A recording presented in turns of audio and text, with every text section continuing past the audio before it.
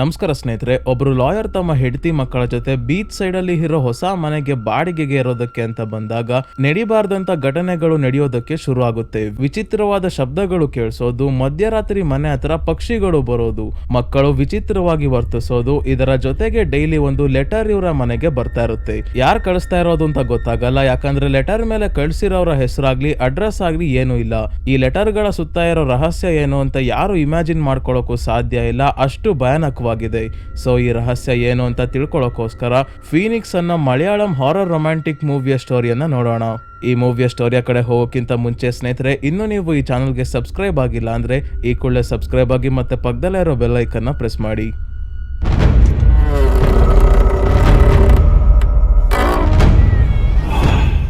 ಈ ಮೂವಿಯ ಸ್ಟೋರಿ ನಡೆಯೋದು 90s ಅಲ್ಲಿ. ಜಾನ್ ಅನ್ನೋ ಲಾಯರ್ ಹೊಸ ಮನೆಯನ್ನ ಬಾಡಿಗೆಗೆ ತಗೊಳ್ಳೋಕೋಸ್ಕರ ತನ್ನ ಹೆಂಡತಿ ಮಕ್ಕಳ ಜೊತೆ ಮನೆಯನ್ನ ಹುಡ್ಕೊಂಡು ಹೊರಟಿದ್ದಾನೆ. ಕಾರಣ ಏನಂದ್ರೆ ಜಾನ್ ತನ್ನ ಕ್ಲೈಂಟ್ ಅನ್ನೇ ಚೆಕ್ ಬೌನ್ಸ್ ಕೇಸಲ್ಲಿ ಸೋಲ್ಸಿರ್ತಾನೆ. ಹಾಗಾಗಿ ಬಾರ್ ಅಸೋಸಿಯೇಷನ್ ಅವರು ಅಂದ್ರೆ ಲಾಯರ್ನ ಅಸೋಸಿಯೇಷನ್ ಅವರು ಇವನಿಗೆ ವಾರ್ನ್ ಮಾಡ್ತಾರೆ, ಈ ಕೇಸಲ್ಲಿ ನೀನ್ ತಗ್ಲಾಕೊಂಡ್ರೆ ನಿನ್ ಕೆಲ್ಸಾನು ಕಳ್ಕೊಂತೀಯ ಅಂತ. ಅದಕ್ಕೆ ಎಲ್ಲವನ್ನ ಬಿಟ್ಟು ಬೇರೆ ಕಡೆ ಕೆಲಸಕ್ಕೆ ಹೋದ್ರಾಯ್ತು ಅಂತ ಮನೆ ಹುಡ್ಕೊಂಡು ಓಡಾಡ್ತಿದ್ದಾರೆ ಬ್ರೋಕರ್ ಜೊತೆ. ಬ್ರೋಕರ್ ಒಂದಾದ್ಮೇಲೆ ಒಂದು ಮನೆ ತೋರಿಸ್ಕೊಂಡು ಹೋಗ್ತಿದ್ದಾನೆ. ಆದ್ರೆ ಜಾನ್ಗೆ ಯಾವ್ದು ಇಷ್ಟ ಆಗ್ತಿಲ್ಲ. ಕಾರಣ ಅಕ್ಕಪಕ್ಕ ಯಾರು ಇರಬಾರ್ದು, ಒಂದು ಒಂಟಿ ಮನೆ ಇದ್ರೆ ಸರಿ ಅಂತ. ಅದೇ ತರ ಒಂದು ಹೊಸದಾಗಿ ಕಟ್ಟಿರೋ ಮನೆ ಇದೆ, ಆದ್ರೆ ಆ ಮನೆಯ ಓನರ್ 6 ತಿಂಗಳು ಬಾಡಿಗೆ ಅಡ್ವಾನ್ಸ್ ಆಗಿ ಕೇಳ್ತಿದ್ದಾರೆ. ಹಾಗಾಗಿ 6 ತಿಂಗಳು ಮನೆಯಲ್ಲಿ ಇರ್ಲೇಬೇಕು ಅಂತ ಬ್ರೋಕರ್ ಹೇಳಿದಾಗ ಈ ಕಂಡೀಷನ್ಗೆ ಒಪ್ಕೊಂತಾನೆ ಜಾನ್. ಸೊ ಬ್ರೋಕರ್ ಇವರನ್ನ ಬೀಚ್ ಸೈಡ್ ಅಲ್ಲಿ ಇರೋ ಒಂಟಿ ಮನೆಗೆ ಕರ್ಕೊಂಡ್ ಬರ್ತಾನೆ. ಇಲ್ಲಿ ಈ ಮನೆ ಬಿಟ್ರೆ ಸುತ್ತಮುತ್ತ ಯಾವ ಮನೆನೂ ಇಲ್ಲ. ಅದಕ್ಕೆ ತಕ್ಷಣ ಜಾನ್ಗೆ ಈ ಮನೆ ಇಷ್ಟ ಆಯ್ತು. ಜಾನ್ ತನ್ನ ಫ್ರೆಂಡ್ ಅಮೀರ್ನ ಹೆಲ್ಪ್ ತಗೊಂಡು ಇಲ್ಲಿ ಸೆಟಲ್ ಆಗ್ತಿದ್ದಾನೆ. ಜಾನ್ ಮತ್ತೆ ಅಮೀರ್ ಇಬ್ರು ಮಾತಾಡ್ತಿರ್ಬೇಕಾದ್ರೆ ನಮ್ಗೆ ಗೊತ್ತಾಗುತ್ತೆ ಜಾನ್ಗೆ ತನ್ನ ಮಾವ ಕೊಟ್ಟಿರೋ ವರದಕ್ಷಿಣೆ ಸಾಕಾಗಿರಲ್ಲ. ಅದಕ್ಕೆ ಅವರ ವಿರುದ್ಧನೇ ಕೇಸ್ ಫೈಲ್ ಮಾಡೋಕೆ ನೋಡಿರ್ತಾನೆ. ಅಷ್ಟೇ ಅಲ್ಲದೆ ತನ್ನ ಹೆಂಡತಿ ಡೇಸಿಗೆನೆ ಪಿಟಿಷನ್ ಸೈನ್ ಮಾಡೋಕೆ ಹೇಳ್ತಾನೆ. ಅವಳು ಸೈನ್ ಮಾಡೋಕೆ ಒಪ್ಕೊಂಡಿರಲ್ಲ. ಅದಕ್ಕೆ ತನ್ನ ಹೆಂಡತಿ ಡೇಸಿಯನ್ನ ಕಂಡ್ರೆ ಅವನ್ಗೆ ಅಷ್ಟಕ್ಕಷ್ಟೇ. ಇದಷ್ಟೇ ಅಲ್ಲ, ಜಾನ್ದು ಒಂಥರ ಡಾಮಿನೇಟಿಂಗ್ ನೇಚರ್. ನಾನ್ ಹೇಳ್ದಂಗೆ ನನ್ನ ಹೆಂಡತಿ ಕೇಳ್ಕೊಂಡಿರ್ಬೇಕು ಅನ್ನೋ ಹಾಗೆ ಇದ್ದಾನೆ. ಅಮೀರ್ನ ಹೆಂಡತಿಯ ಅಂಕಲ್ ಕೂಡ ಒಬ್ರು ಲಾಯರ್ ಆಗಿರೋದ್ರಿಂದ ಜಾನ್ ಅವರ ಜೊತೆ ಸೇರ್ಕೊಂಡು ಪ್ರಾಕ್ಟೀಸ್ ಮಾಡೋಕೆ ಶುರು ಮಾಡ್ತಾನೆ. ಎಲ್ಲ ಸರಿ ಹೋಗ್ತಿದ್ದೆ ಅನ್ನೋ ಸಮಯದಲ್ಲಿ ಒಂದೊಂದೇ ನಡಿಬಾರ್ದಂತ ಘಟನೆಗಳು ನಡೆಯೋದಕ್ಕೆ ಶುರು ಆಗುತ್ತೆ.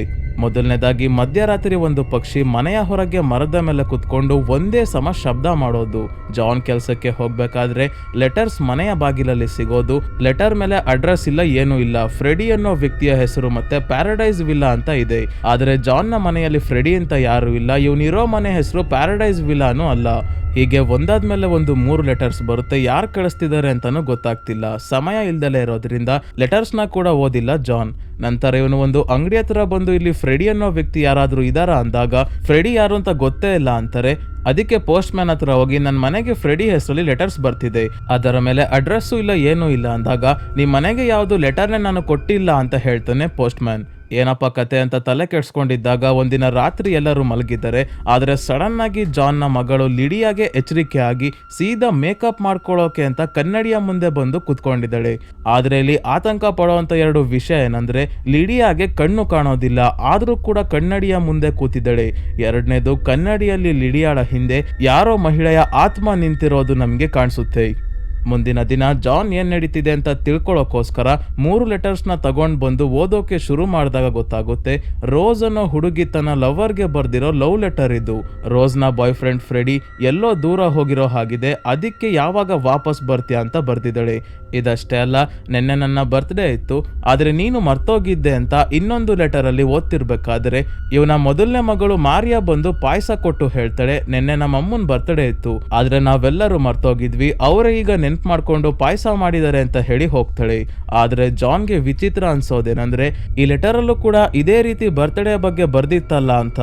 ಇವತ್ತು ರಾತ್ರಿ ಎಲ್ಲರೂ ಮಲಗಿದ್ದಾಗ ಮನೆಯ ಹೊರಗೆ ಏನೋ ವಿಚಿತ್ರವಾದ ಶಬ್ದ ಕೇಳಿಸ್ಕೊಂಡು ಜಾನ್ ಟಾರ್ಚ್ ಹಿಡ್ಕೊಂಡು ಬಂದು ಹೊರಗೆ ಯಾರಿದ್ದಾರೆ ಅಂತ ನೋಡ್ತಾನೆ. ಆದ್ರೆ ಇಲ್ಲಿ ಯಾರು ಇಲ್ಲ. ಮುಂದಿನ ದಿನ ಬೆಳಗ್ಗೆ ಡೈಲಿ ಲೆಟರ್ ಬರ್ತಿದ್ಯಲ್ಲ, ಯಾರು ತಗೊಂಡ್ ಬಂದ್ ಇಡ್ತಿದ್ದಾರೆ ಅಂತ ನೋಡೋಕೆ ಎಲ್ಲೂ ಹೋಗ್ದಲೆ ಬಾಗಿಲಲ್ಲೇ ಕುತ್ಕೊಂಡು ಕಾಯ್ತಿದ್ದಾಗ ಇವನ ಮಗ ಟೀಟು ಬಂದು ಕೇಳ್ತಾನೆ, ಅಪ್ಪ ಯಾಕೆ ಇಲ್ಲಿ ಒಬ್ರೆ ಕುತ್ಕೊಂಡಿದ್ದೀರಾ ಅಂತ. ಅದಕ್ಕೆ ಕಳ್ಳ ಏನಾದ್ರೂ ಬಂದ್ರೆ ಅಂತ ಇಲ್ಲಿ ಕಾಯ್ಕೊಂಡು ಕೂತಿದ್ದೀನಿ ಅಂತ ಹೇಳ್ತಾನೆ. ಇದೇ ಸಮಯಕ್ಕೆ ನ್ಯೂಸ್ ಪೇಪರ್ ಹಾಕಿ ಹೋದಾಗ ನ್ಯೂಸ್ ಪೇಪರ್ ಒಳಗೇನಾದ್ರೂ ಲೆಟರ್ ಇದೆಯಾ ಅಂತ ಚೆಕ್ ಮಾಡಿ ನೋಡ್ತಾ ಹಾಗೆ ಗೇಟ್ ಇಂದ ವಾಪಸ್ ಡೋರ್ ಹತ್ರ ಬರೋ ಅಷ್ಟೊತ್ತಿಗೆ ಆಗ್ಲೇ ಇಲ್ಲಿ ಲೆಟರ್ ಇದೆ. ಹೋಗಿ ನ್ಯೂಸ್ ಪೇಪರ್ ಎತ್ಕೊಂಡ್ ಬರೋ ಅಷ್ಟರಲ್ಲಿ ಯಾರು ಲೆಟರ್ ಇಟ್ರು ಅಂತ ಇವನ್ಗೆ ಗೊತ್ತಾಗಲ್ಲ. ಈ ವಿಷಯವನ್ನ ತನ್ನ ಫ್ರೆಂಡ್ ಅಮೀರ್ಗೆ ಹೇಳಿದ್ರೆ ಅವನು ಸೀರಿಯಸ್ ಆಗಿನೇ ತಗೊಂತಿಲ್ಲ. ಜಾನ್ ಹೇಳ್ತಾನೆ, ಬರೀ ಲೆಟರ್ಸ್ ಆಗಿದ್ರೆ ನಾನು ತಲೆ ಕೆಡ್ಸ್ಕೊಂತಿರ್ಲಿಲ್ಲ, ರಾತ್ರಿ ಹೊತ್ತು ನನಗೆ ಏನೋ ಶಬ್ದ ಕೇಳಿಸ್ತಿದೆ, ಮತ್ತೆ ಲೆಟರ್ ಅಲ್ಲಿ ಬರ್ದಿರೋದು ನಾವು ಮನೆಯಲ್ಲಿ ಮಾತಾಡ್ತಿರೋದನ್ನೇ, ನಮ್ಮ ಮನೆಯಲ್ಲಿ ನಾವ್ ಏನ್ ಮಾಡ್ತಿದೀವಿ ಅಂತ ಯಾರೋ ಕೇಳಿಸ್ಕೊಂತಿರೋ ಹಾಗಿದೆ ಅಂತ ಹೇಳ್ತಾನೆ. ನ್ಯೂಸ್ ಪೇಪರ್ ತಗೊಳೋಕೆ ಹೋದಾಗ ಲೆಟರ್ ಸಿಕ್ಕಿತ್ತಲ್ಲ, ಆ ಲೆಟರ್ ಅನ್ನ ಅಮೀರ್ ಓದಿದಾಗ ರೋಸ್ ಫ್ರೆಡಿಗೆ ಲೆಟರ್ ಅಲ್ಲಿ ಹೇಳ್ತಿದ್ದಾಳೆ ಅವರು ತಮ್ಮ ಮಗನಿಗೆ ನಾನು ಕಳ್ಳ ಅಂತ ಹೇಳ್ತಿದ್ದಾರೆ ಅಂತ ಬರ್ತಿದೆ. ಅಂದ್ರೆ ಜಾನ್ ಹೇಳ್ತಿರೋದು ನಿಜ, ಅವನು ತನ್ನ ಮಗನ ಜೊತೆ ಮಾತಾಡ್ತಿರೋದು ಕೂಡ ಈ ಲೆಟರ್ ಅನ್ನ ಬರಿತಾ ಇರೋ ವ್ಯಕ್ತಿ ಕೇಳಿಸ್ಕೊಂಡಿದ್ದಾರೆ. ಜಾನ್ ಹೇಳ್ತಾನೆ, ನಾನು ಕಳ್ಳನನ್ನ ಕಾಯ್ಕೊಂಡು ಕೂತಿದ್ದೀನಿ ಅಂತ ನನ್ನ ಮಗ T2ಗೆ ಹೇಳಿದ್ದು ಅಷ್ಟು ಬೇಗ ಯಾರೋ ಕೇಳಿಸ್ಕೊಂಡು ಲೆಟರ್ ಬರೋದಕ್ಕೆ ಹೇಗ್ ಸಾಧ್ಯ, ಖಂಡಿತ ನಮ್ಮ ಮನೆಯಲ್ಲಿ ಏನೋ ಸಮಸ್ಯೆ ಇದೆ ಅಂತ ಹೇಳ್ತಾ ಇದ್ದಾನೆ. ನೀನು ಜಾಸ್ತಿ ಯೋಚನೆ ಮಾಡ್ತಿದ್ಯಾ, ಇದಕ್ಕೆಲ್ಲ ತಲೆ ಕೆಡ್ಸ್ಕೋಬೇಡ, ಯಾರೋ ನಿನ್ ಜೊತೆ ತಮಾಷೆ ಮಾಡ್ತಿರ್ಬೇಕು ಅಂತ ಹೇಳ್ತಾನೆ ಅಮೀರ್. ಇನ್ನೊಂದ್ ಕಡೆ T2 ಮನೆಯ ಹೊರಗೆ ಒಂದು ಪಕ್ಷಿ ಸಾವನ್ನಪ್ಪಿರೋದನ್ನ ನೋಡಿ ಮಣ್ಣಲ್ಲಿ ಊತಾಕ್ತಾನೆ. ಆದರೆ ನಂತರ ತನ್ನ ಅಮ್ಮನ ಹತ್ರ ಬಂದು, ನಿಮಗೆ ಸಾವನ್ನಪ್ಪಿರೋ ಆ ಪಕ್ಷಿ ಕೂಗ್ತಿರೋ ಹಾಗೆ ಶಬ್ದ ಕೇಳಿಸ್ತಿದ್ಯಾ ಅಂತ ಕೇಳ್ತಾನೆ. ಇದೇನ್ ಈ ರೀತಿ ಹೇಳ್ತಿದ್ದಾನಲ್ಲ ಅಂತ ಇವ್ರಮ್ಮ ಡೇಸಿಗೂ ಕೂಡ ಅರ್ಥ ಆಗ್ತಿಲ್ಲ. T2 ತನ್ನ ರೂಮ್ಗೆ ಬರ್ತಿದ್ದಂಗೆ ಇಲ್ಲಿ ಯಾರೋ ಹುಡುಗಿ ಹಾಡನ್ನ ಹಾಡ್ತಿರೋ ಹಾಗೆ ಶಬ್ದ ಕೇಳಿಸ್ತಾ ಇದೆ, ಎಲ್ಲಿಂದ ಈ ಧ್ವನಿ ಬರ್ತಿರೋದು ಅಂತ ಕೇಳಿಸ್ಕೊಂಡಾಗ ನೆಲದ ಕೆಳಗಿಂದ ಸೌಂಡ್ ಬರ್ತಿದೆ. ಜಾನ್ ಅಮೀರ್ ಹತ್ರ ಮಾತಾಡ್ಕೊಂಡು ವಾಪಸ್ ಮನೆಗೆ ಬಂದಾಗ T2 ಹಾಡು ಹೇಳ್ತಿರೋದನ್ನ ಕೇಳಿಸ್ಕೊಂಡು, ಏನಪ್ಪ ಹೊಸದಾಗಿ ಹಾಡನ್ನ ಕಲ್ತ್ಕೊಂಡಿದ್ಯಾ, ಯಾರ್ ನಿಮ್ಮ ಅಮ್ಮ ಹೇಳ್ಕೊಟ್ರ ಅಂತ ಕೇಳಿದಾಗ, ಇಲ್ಲ ನೆಲದಿಂದ ಯಾರೋ ಈ ಹಾಡನ್ನ ಹೇಳಿದ್ದು ಅಂತ ಹೇಳ್ತಾನೆ.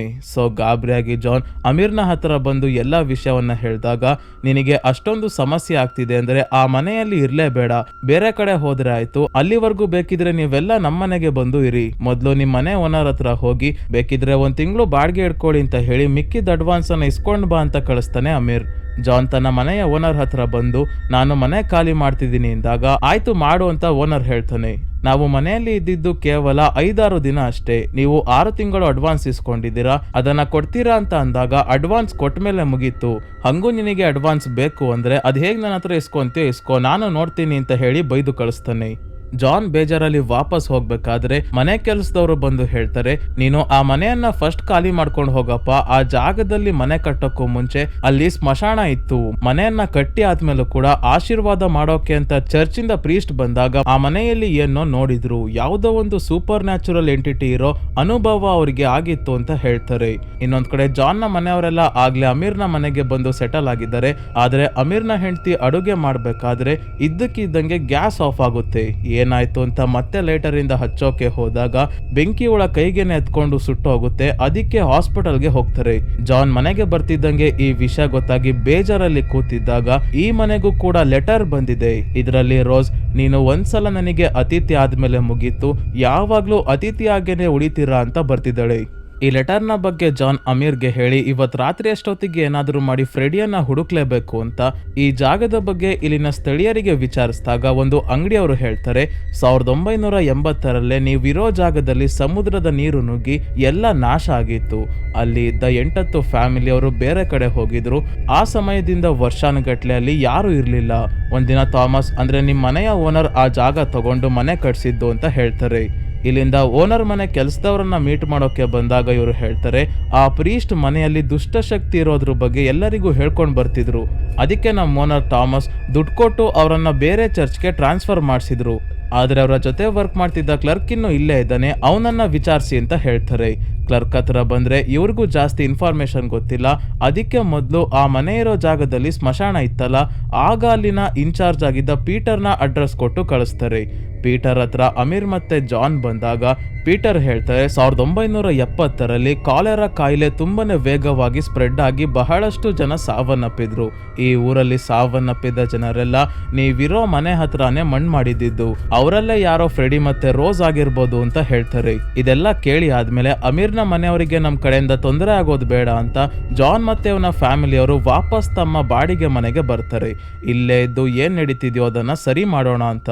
ಆದ್ರೆ ಬರ್ತಿದ್ದಂಗೆ ಒಂದಾದ್ಮೇಲೆ ಒಂದು ಪ್ಯಾರಾನಾರ್ಮಲ್ ಆಕ್ಟಿವಿಟೀಸ್ ಆಗೋದಕ್ಕೆ ಶುರು ಆಗುತ್ತೆ. ಲೈಟ್ಸ್ ತನಿಗೆ ತಾನೇ ಆನ್ ಅಂಡ್ ಆಫ್ ಆಗೋದು, ಪಕ್ಷಿಗಳ ಶಬ್ದ ಕೇಳಿಸೋದು ಎಲ್ಲ ಆಗ್ತಿದೆ. T2 ಒಂದು ಸಾವನ್ನಪ್ಪಿರೋ ಪಕ್ಷಿಯನ್ನ ಮಣ್ಣಲ್ಲಿ ಹೂತಾಕಿರ್ತಾನಲ್ಲ, ಅದು ಈಗ ಜೀವಂತವಾಗಿ ಎದ್ದು T2 ಹತ್ರ ಬರುತ್ತೆ. ಟೀಟು ಈ ಪಕ್ಷಿಯನ್ನೇ ಫಾಲೋ ಮಾಡ್ಕೊಂಡು ಬೀಚ್ ಸೈಡ್ಗೆ ಬಂದಾಗ ಇಲ್ಲಿ ನೂರಾರು ಸಮಾಧಿಗಳಿದವೆ. ಇದರ ನಡುವೆ ಒಬ್ಳು ಹುಡುಗಿ ಕೂಡ ಕೂತಿದ್ದಾಳೆ. ಯಾರದು ಅಂತ ನೋಡೋಕೆ ಟೀಟು ಹತ್ರ ಬರ್ತಿದ್ದಂಗೆ ಆ ಹುಡುಗಿ ಇವನ ಮೇಲೆ ದಾಳಿ ಮಾಡ್ತಾಳೆ. ಇದರಿಂದ ಟೀಟು ಕಿರ್ಚಾಡೋಕೆ ಶುರು ಮಾಡಿದಾಗ ನಮ್ಗೆ ಗೊತ್ತಾಗುತ್ತೆ ಟೀಟು ಎಲ್ಲೂ ಹೋಗಿಲ್ಲ, ರೂಮ್ ಅಲ್ಲೇ ಇದ್ದಾನೆ. ಇವನಿಗೆ ಆ ದುಷ್ಟಶಕ್ತಿ ತೋರಿಸಿದ ವಿಷನ್ ಇದಾಗಿತ್ತು ಅಷ್ಟೇ.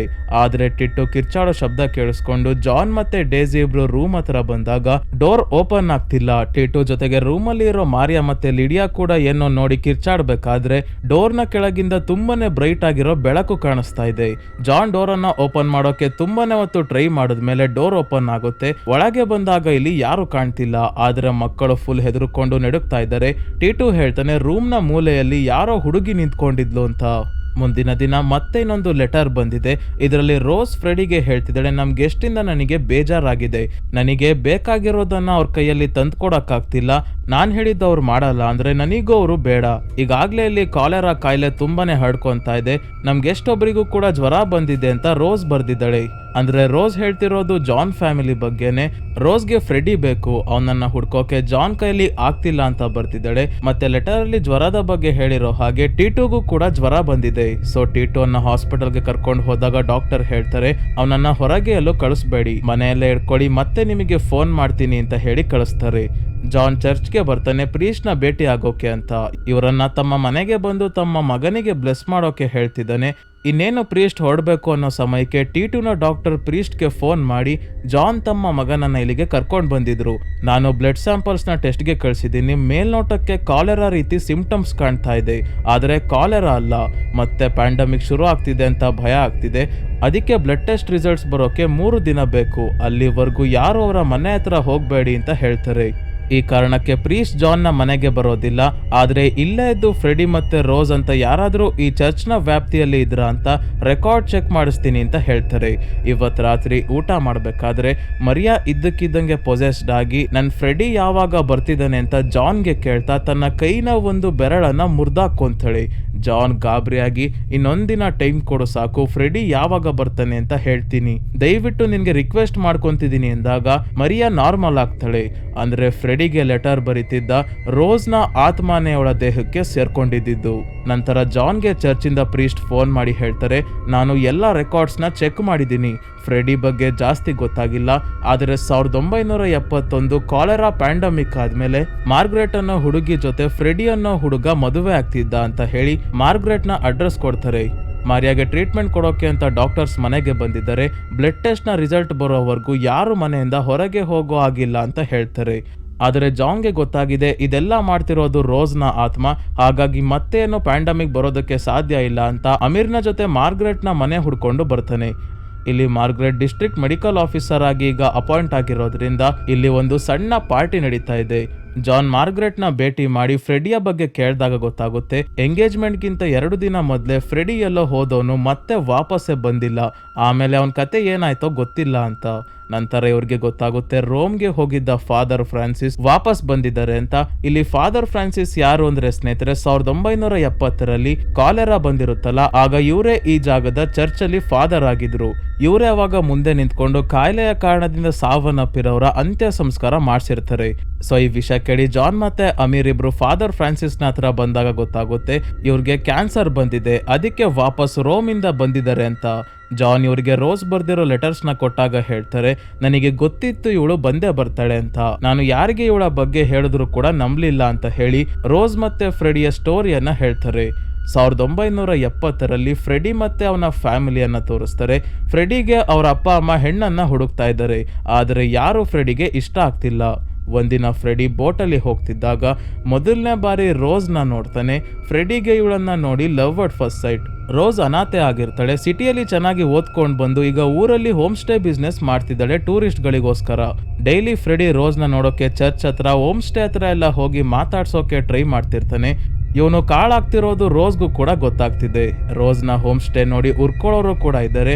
ಅವರು ಅವಾಗವಾಗ ಜಗಳ ಮಾಡ್ತಿರ್ಬೇಕಾದ್ರೆ ಒಂದಿನ ಫ್ರೆಡಿ ಅವಳಿಗೆ ಸಪೋರ್ಟ್ ಮಾಡೋಕೆ ಹೋಗಿ ಒಡಿಸ್ಕೊಂತಾನೆ. ಇದೇ ರೀತಿ ನಡೀತಾ ಫ್ರೆಡಿ ರೋಸ್ಗೆ ಪ್ರಪೋಸ್ ಮಾಡ್ತಾನೆ. ಆದ್ರೆ ರೋಸ್ಗೆ ಇವನು ಕಂಡ್ರೆ ಇಷ್ಟ ಇದ್ರೂ ಕೂಡ ಇವಳಿಗೆ ಬೇರೆಯವರ ಮೇಲೆ ಡಿಪೆಂಡ್ ಆಗೋದಕ್ಕೆ ಇಷ್ಟ ಇಲ್ಲ. ಪ್ರೀತಿ ನಮಗೆ ಹರ್ಟ್ ಮಾಡುತ್ತೆ ಅಂತ ಹೇಳಿ ಹೊರಡ್ತಾಳೆ. ಫ್ರೆಡಿದು ಈ ತರ ಕತೆ ಆಗಿದ್ರೆ ಅವ್ರ ಅಪ್ಪ ಅಮ್ಮ ಇನ್ನು ಹುಡುಗಿರ್ನ ನೋಡ್ತಾನೆ ಇದ್ದಾರೆ. ಈಗ ಮಾರ್ಗರೆಟ್ ಅನ್ನೋ MBBS ಓದ್ತಿರೋ ಹುಡುಗಿಯನ್ನ ನೋಡಿದರೆ. ಇದೇ ಮಾರ್ಗರೆಟ್ ನ ಸ್ನೇಹಿತರೆ ಜಾನ್ ಮತ್ತೆ ಅಮೀರ್ ಭೇಟಿ ಆಗೋದು ಫ್ರೆಡಿಯ ಬಗ್ಗೆ ವಿಚಾರಿಸೋಕೋಸ್ಕರ. ಮಾರ್ಗರೆಟ್ ಹೇಳಿರ್ತಾಳೆ ಅವನು ಎಂಗೇಜ್ಮೆಂಟ್ಗಿಂತ ಮುಂಚೆನೆ ಎಲ್ಲೋ ಹೋದ ಅಂತದೇನಾಯ್ತು ಅಂತ ಈಗ ನಾವು ನೋಡೋಣ. ಫ್ರೆಡಿ ಅವ್ರ ಅಮ್ಮ ಕೂಡ ಇವನ್ಗೆ ಮಾರ್ಗರೆಟ್ನೇ ಮದುವೆ ಆಗು ಅಂತ ಹೇಳ್ತಾ ಇದ್ದಾರೆ. ಯಾಕಂದ್ರೆ ಫ್ರೆಡಿಯ ಫ್ಯಾಮಿಲಿ ಅವರು ತುಂಬಾನೇ ಶ್ರೀಮಂತ ಫ್ಯಾಮಿಲಿ, ಮತ್ತೆ ತಮ್ಮ ಕಮ್ಯುನಿಟಿಗೆ ಸೇರಿದ ಹುಡುಗಿಯ ಜೊತೆನೆ ಫ್ರೆಡಿ ಮದುವೆ ಆಗ್ಲಿ ಅಂತ ಆಸೆ ಪಡ್ತಿರ್ತಾರೆ. ಆದ್ರೆ ರೋಸ್ ಬೇರೆ ಕಮ್ಯುನಿಟಿಗೆ ಸೇರಿದವಳು. ಒಂದಿನ ರಾತ್ರಿ ರೋಸ್ನ ಮೀಟ್ ಮಾಡೋಕೆ ಅಂತ ಫ್ರೆಡಿ ನನ್ಗಳಿರೋ ಜಾಗ ಅಂದ್ರೆ ನನ್ನರಿಗೆ ಯಾರಿಗೂ ಕಾಣ್ದಲೇ ಇರೋ ಹಾಗೆ ಹೋಗಿ ನನ್ಗಳ ಕೈಗೆ ಸಿಗಾಕೊಂತಾನೆ. ಈ ರೀತಿ ಕದ್ದು ಬರೋದು ಸರಿಯಲ್ಲ ಅಂತ ಎಲ್ಲರೂ ಬೈತಿರ್ಬೇಕಾದ್ರೆ ರೋಸ್ ಬಂದು ನಾನೇ ಅವನನ್ನ ಬರೋದಕ್ಕೆ ಹೇಳಿದ್ದು, ಫ್ರೆಡಿಯನ್ನ ನಾನು ಪ್ರೀತಿಸ್ತಾ ಇದ್ದೀನಿ ಅಂತ ಹೇಳ್ತಾಳೆ. ಅದಕ್ಕೆ ಇಲ್ಲಿರೋರು ಕೋಪ ಮಾಡ್ಕೊಂಡು ರೋಸ್ನ ನನ್ನರಿಯಿಂದ ಹೊರಗೆ ಕಳಿಸ್ತಾರೆ. ಫ್ರೆಡಿ ತನ್ನ ಪ್ರೀತಿಯ ಬಗ್ಗೆ ತನ್ನ ಮನೆಯಲ್ಲಿ ಹೇಳಿದಾಗ ಇವನ ಅಪ್ಪ ಇವನನ್ನ ಮನೆಯಿಂದಾನೆ ಹೊರಗೆ ಹಾಕ್ತಾರೆ.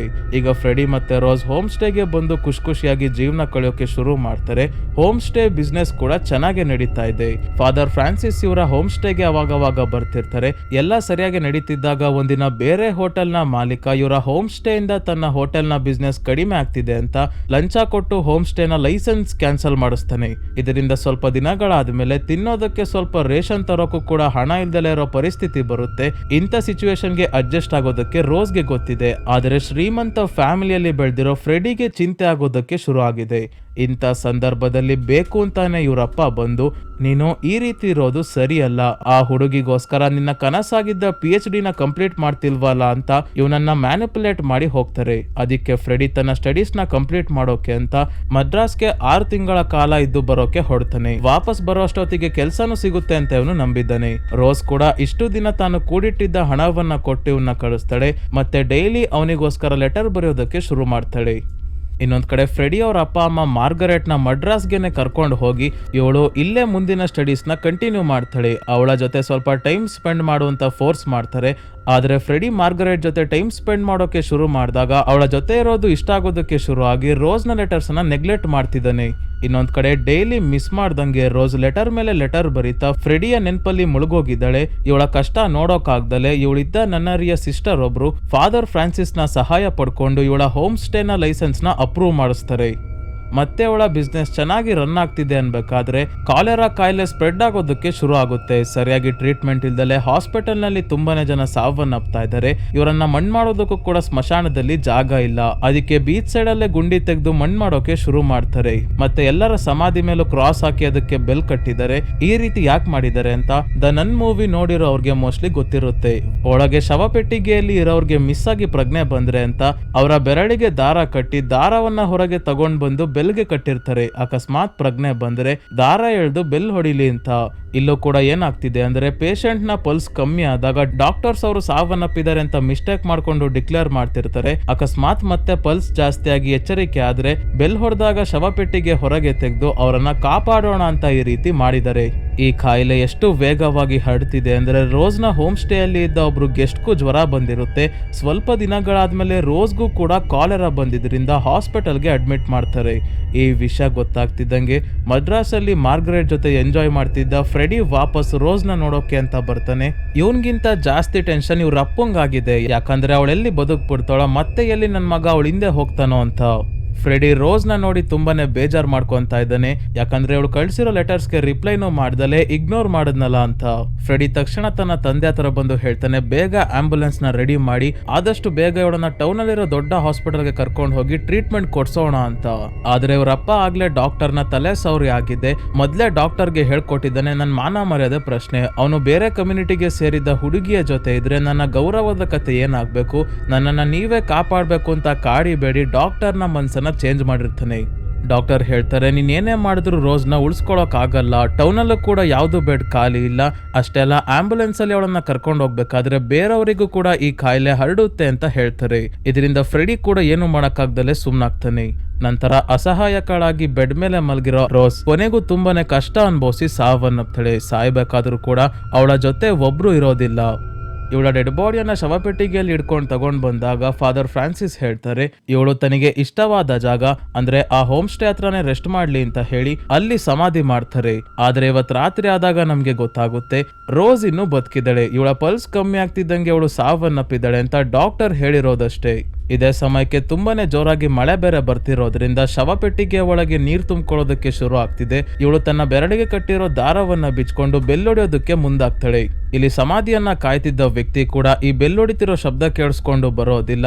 ಹಾಗಾಗಿ ಶವಪೆಟ್ಟಿಗೆ ಒಳಗೆ ನೀರ್ ತುಂಬಿಕೊಂಡು ರೋಸ್ ನರಳಾಡಿ ಸಾವನ್ನಪ್ತಾಳೆ.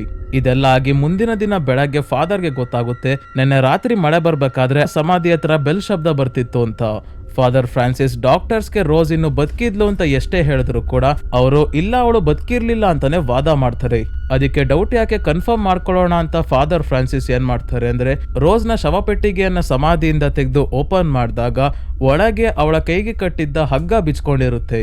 ಮತ್ತೆ ಶವಪೆಟ್ಟಿಗೆಯ ಡೋರ್ ಮೇಲೂ ಕೂಡ ಸ್ಕ್ರಾಚ್ ಆಗಿರೋ ಮಾರ್ಕ್ ಇರುತ್ತೆ. ಅಂದ್ರೆ ರೋಸ್ ಹೊರಗೆ ಬರೋದಕ್ಕೆ ತುಂಬಾನೇ ಪ್ರಯತ್ನ ಪಟ್ಟಿದ್ದಾಳೆ ಅಂತ.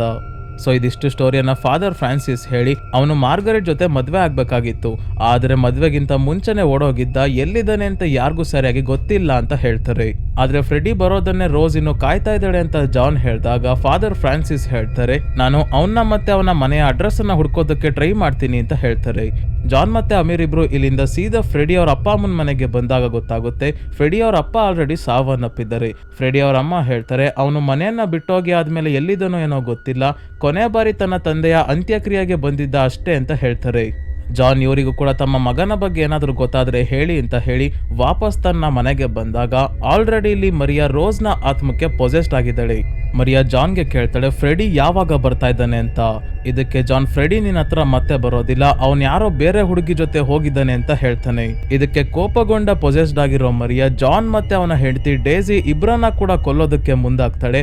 ಇದೇ ಸಮಯಕ್ಕೆ ಹೊರಗೆ ಕಾಲೆರಾ ಇಂದ ಸಾವನ್ನಪ್ಪಿರೋರ ಡೆಡ್ ಬಾಡಿ ಕೂಡ ಎದ್ದು ಬಂದಿದ್ದಾವೆ. ಅಂದ್ರೆ ಇವರೆಲ್ಲರ ಆತ್ಮವನ್ನ ರೋಸೆ ಕಂಟ್ರೋಲ್ ಮಾಡ್ತಿರೋದು.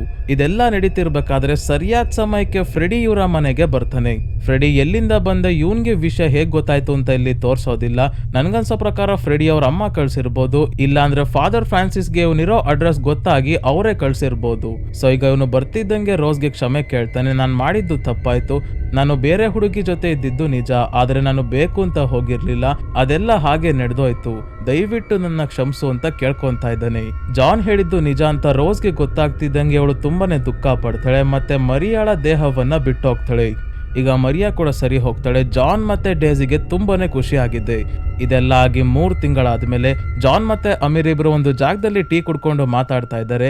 ಆ ಮನೆಯಲ್ಲಿ ನಡೆದ ಘಟನೆಯ ಬಗ್ಗೆ ಯಾರಿಗೆ ಹೇಳಿದ್ರು ನಂಬೋದಿಲ್ಲ ಅನ್ಸುತ್ತೆ. ಅದೆಲ್ಲ ಎಕ್ಸ್ಪೀರಿಯನ್ಸ್ ಆದವರಿಗೆ ಮಾತ್ರ ಅರ್ಥ ಆಗೋದು ಅಂತ ಹೇಳಿ ಆದ್ಮೇಲೆ ಅಮೀರ್ ಹೇಳ್ತಾನೆ ರೋಸ್ ಫ್ರೆಡಿಯನ್ನ ಕ್ಷಮಿಸಲೇ ಇಲ್ಲ, ಅವಳು ಫ್ರೆಡಿಗೆ ಏನ್ ಶಿಕ್ಷೆ ಕೊಟ್ಟಿರ್ಬೋದು ಅಂತ. ಈಗ ಮನೆಯಲ್ಲಿ ಫ್ರೆಡಿ ಒಬ್ನೇ ವಾಸವಾಗಿದ್ದಾನೆ. ಜಾನ್ ಮತ್ತೆ ಅವನ ಫ್ಯಾಮಿಲಿ ಅವರು ಬೇರೆ ಮನೆಗೆ ಶಿಫ್ಟ್ ಆಗಿದ್ದಾರೆ. ಫ್ರೆಡಿ ಹುಚ್ಚನ ರೀತಿ ರೋಸ್ ಮತ್ತೆ ಬರೋದನ್ನೇ ಕಾಯ್ಕೊಂಡು ಕೂತಿದ್ದಾನೆ ಮತ್ತೆ ಅವಳು ಕ್ಷಮಿಸ್ಲಿ ಅಂತ ಕಾಯ್ತಾ ಇದ್ದಾನೆ. ಅಂದ್ರೆ ರೋಸ್ ಇವನಿಗೆ ಕೊಟ್ಟಿರೋ ಶಿಕ್ಷೆ ಏನಂದ್ರೆ ರೋಸ್ ಹೇಗೆ ಫ್ರೆಡಿಗೋಸ್ಕರ ಒಂದೊಂದು ಕ್ಷಣ ಕೂಡ ಇವನು ಬರ್ಲಿ ಅಂತ ಕಾಯ್ಕೊಂಡು ಕೂತಿದ್ಲೋ ಅದೇ ರೀತಿ ಫ್ರೆಡಿ ಈಗ ರೋಸ್ ನನ್ನನ್ನ ಕ್ಷಮಿಸ್ಲಿ ಅಂತ ಇದೇ ಮನೆಯಲ್ಲಿ ಇದ್ದಾನೆ. ಈಗ ಫ್ರೆಡಿ ಕೆಳಗೆ ಮಲಗಿ ಅಳ್ತಿರ್ಬೇಕಾದ್ರೆ ನೆಲದ ಒಳಗಿರೋ ರೋಸ್ ನ ಆತ್ಮ ಕೂಡ ಇವನ ದುಃಖದಲ್ಲಿ ಭಾಗಿಯಾಗಿದೆ. ಸೊ ಸ್ನೇಹಿತರೆ ಈ ಮೂವಿ ಇಲ್ಲಿಗೆ ಮುಗಿಯುತ್ತೆ.